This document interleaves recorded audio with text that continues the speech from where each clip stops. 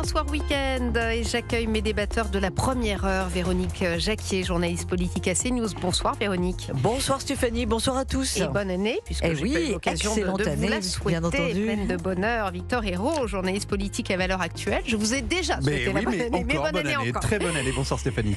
Alors, est-ce que cette année va commencer par une dissolution, oui ou non? On peut se poser la question. En tout cas, la classe politique se la pose, à défaut peut-être des Français qui sont lassés certainement de ces atermoiements en ligne de mire. On le sait, les jours prochains, une motion de censure déposée par le RN et LFI sur le Mercosur, dont le feu vert, je vous le rappelle, a été donné il y a 2 jours par Bruxelles aux grandes dames de nos agriculteurs français. Et puis bien sûr, toujours ce sempiternel budget qui revient à l'Assemblée nationale. Ce sera mardi après des discussions compliquées en commission des finances. Bonsoir Wallis Bordas. Bonsoir. Vous êtes journaliste politique au Figaro, auteur, j'aime bien ce titre, du Palais Bourbier, chronique d'une France ingouvernable aux éditions Robert Laffont. Alors, effectivement, c'est un titre tout trouvé. Il y a un petit peu de confusion, c'est un euphémisme. Vendredi, le couple exécutif brandissait la menace d'une dissolution en cas de censure. Et puis aujourd'hui, dans Le Parisien, eh bien, Sébastien Lecornu temporise. Je ne veux pas de la censure, encore moins de la dissolution. On a du mal à y voir clair. On a du mal à y voir clair. Moi, j'ai l'impression qu'il y a à la fois un peu de bluff dans tout ça et en même temps le rappel de quelque chose de très simple, c'est que si effectivement il n'y a pas de budget, si il n'y a pas de solution pour ce budget, si le 49.3 qui pourrait arriver dans les jours, semaines qui viennent se conclut par une motion de censure adoptée, effectivement la solution qui restera au président de la République sera la dissolution, parce que ça fait quand même 1 an et demi qu'on a à peu près tout vécu, qu'on a changé de Premier ministre déjà 3 fois et que on a des difficultés à boucler ce budget, on l'a eu à plusieurs reprises. Donc oui, il y a du bluff dans tout ça, il y a une manière de dire aux oppositions faites pas n'importe quoi parce que nous on a cette arme qui est un peu l'arme nucléaire et qu'on a déjà utilisée, on est prêt à le faire, et en même temps de rappeler que voilà, le budget il est là, il y a quelques jours encore pour en débattre et que voilà, passons à autre chose, il y a les municipales qui arrivent, n'organisons pas des législatives en même temps. Wallis Bordas, pour vous, elle a des chances d'aboutir cette motion de censure, parce qu'on en débattait là depuis 2 jours avec mes débatteurs, dont vous d'ailleurs Victor Hérault, et peu d'observateurs pensent que ça a des chances d'aboutir, tant les députés sont attachés à leur siège et ont peur de cette élection et de ne pas récupérer leur job, en gros. Oui, alors déjà, il y a effectivement ces premières motions de censure qui arrivent là, a priori mercredi, je pense, mercredi après-midi, sur le Mercosur. Et là, pour le coup, la thématique, c'est notamment avec en toile de fond cette grogne des agriculteurs. Je pense que celle-ci n'a absolument aucune chance d'aboutir, pour la simple et bonne raison qu'Emmanuel Macron a dit non au traité, et que une partie des oppositions, je pense notamment au Parti socialiste, peut-être même aux écologistes, et notamment aussi les Républicains qui sont à la fois dans la majorité et l'opposition, ne seront pas prêts à voter cette motion. En revanche, sur le budget, s'il devait y avoir une motion de censure suite à un 49.3, là, ça peut s'avérer plus compliqué, notamment si le Parti socialiste n'est pas satisfait dans ses demandes. Ça fait plusieurs semaines qu'ils ont des demandes. Bon, là, on ne sait pas trop exactement ce qu'elles sont. On a l'impression qu'ils veulent un peu plus d'argent sur l'enseignement supérieur, sur l'écologie. Bon, ils veulent plus d'argent tout le temps. Sur les logements, voilà, exactement. Voilà, s'ils n'étaient pas satisfaits, ils mettent un petit peu la pression pour faire croire qu'ils pourraient appuyer sur le bouton censure, mais on a quand même à peu près l'impression qu'ils sont depuis décembre dernier rentrés dans le rang et qu'ils ont envie de laisser vivoter ce gouvernement jusqu'à 2027. Wallis Bordas, vous le disiez, ils veulent toujours plus. Enfin, c'est moi qui vous encourageais aussi et qui appuyais sur les hausses de taxes. Mais vous parlez dans votre livre de compromis et de compromission. On a tout de même vu que les LR en faisaient des compromissions, notamment sur ces hausses d'impôts. Donc c'est vrai qu'on pourrait tout à fait imaginer que ce beau monde trouve une nouvelle fois un accord sur le dos certainement des Français.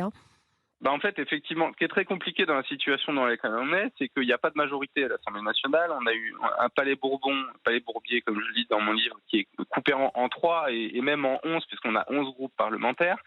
Et donc, on a quand même cette 5e République avec une grande partie du pouvoir qui est à l'exécutif, et donc un gouvernement qui est à la main du président de la République en quelque sorte, et donc l'impossibilité de construire du réel compromis autour d'un programme comme ça peut être le cas dans nos pays européens voisins qui ont pour le coup de véritables républiques parlementaires.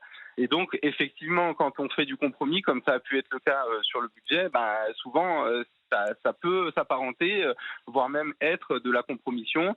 Vous avez pu le dire, vous, sur les Républicains, notamment sur ce qu'on a vu sur le budget, notamment la suspension de la réforme des retraites, sur la hausse de la CSG sur les revenus du capital. Et donc, effectivement, c'est ce qui rend la situation très, très complexe. Victor Hérault.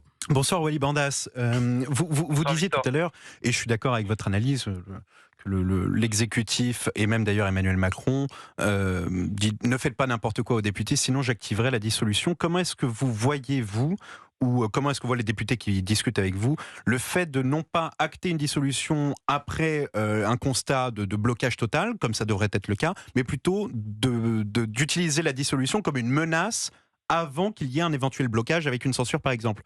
Est-ce que la dissolution comme menace vous paraît une utilisation propice de la Constitution par le président de la République ? Non, pas tout à fait.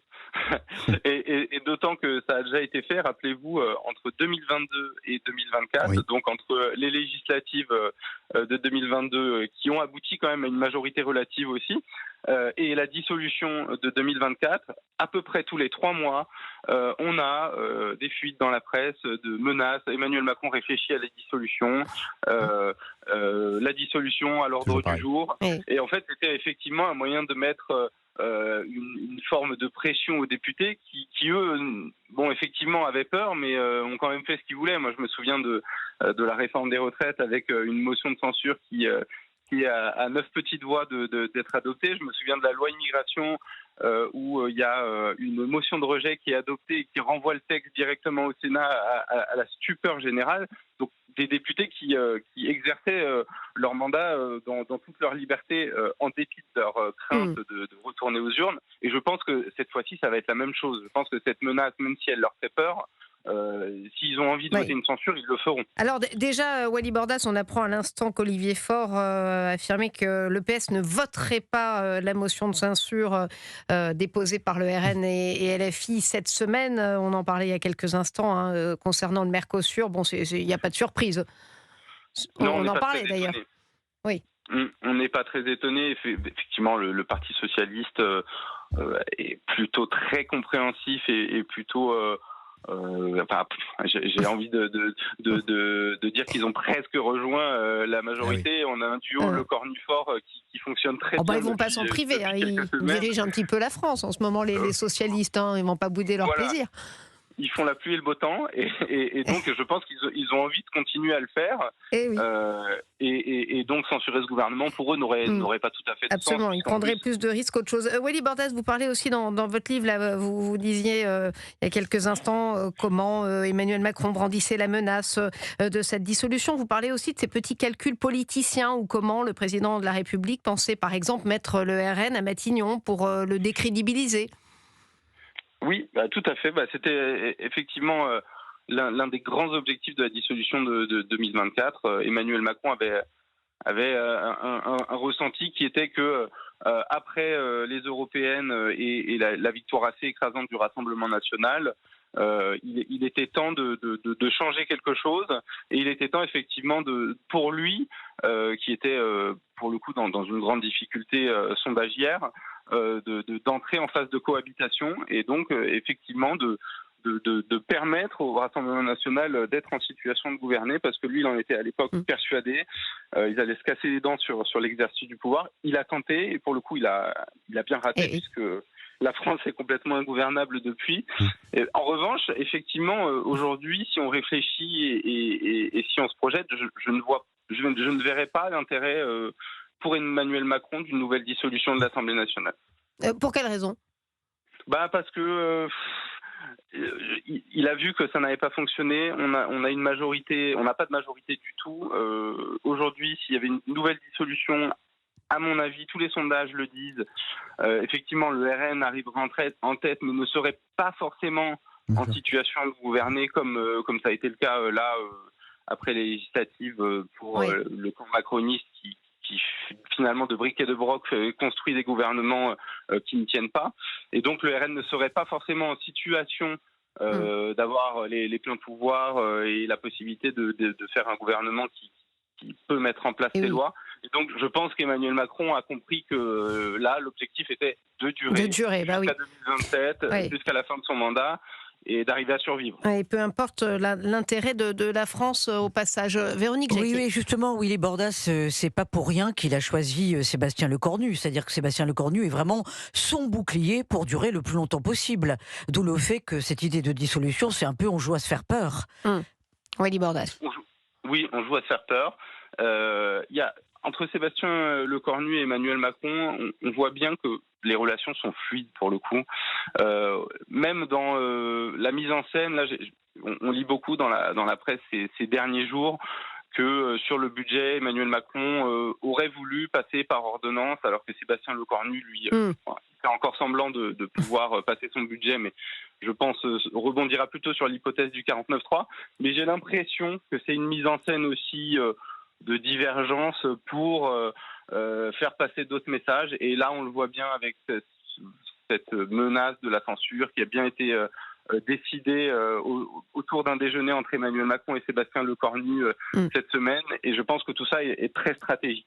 Leur fameuse soirée whisky avait-on lu dans quelques indiscrétions du Point. Dernière question, Willy Bordas, sur l'union des droites. Vous avez certainement lu vos confrères du JDD ce matin. On voit qu'elle est plébiscitée par les militants LR, notamment, et puis de droite en général. Mais manifestement inconcevable pour la direction du parti. Auront-ils le choix, finalement, selon vous, sous peine de disparaître ?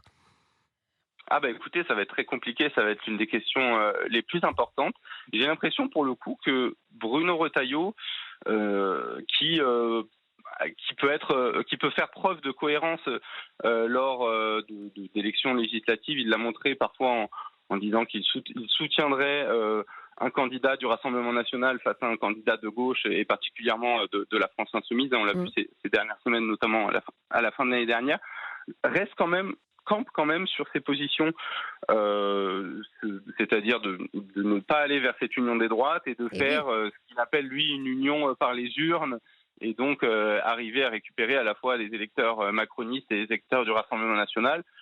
Ça me paraît pour le coup encore aujourd'hui assez compliqué, et j'ai l'impression que LR a du mal pour l'instant à trouver son homme providentiel, celui qui arriverait, comme Nicolas Sarkozy l'avait fait en 2007, à aller ratisser très large du Rassemblement national à presque au centre-gauche finalement. Merci Willy Bordas, journaliste politique et auteur du Palais Bourbier, chronique d'une France ingouvernable. Merci. Qui porte très bien son nom en ce moment aux éditions Robert Laffont. Restez avec nous, on se retrouve avec Véronique Jacquier et Victor Hérault. On va en parler justement de cette union des droites plébiscitées. On le voit par 66% des Français, mais qui ne semble pas vraiment être acceptable. On vient d'entendre pour Bruno Retailleau. On en parle sur Europe 1 dans quelques instants.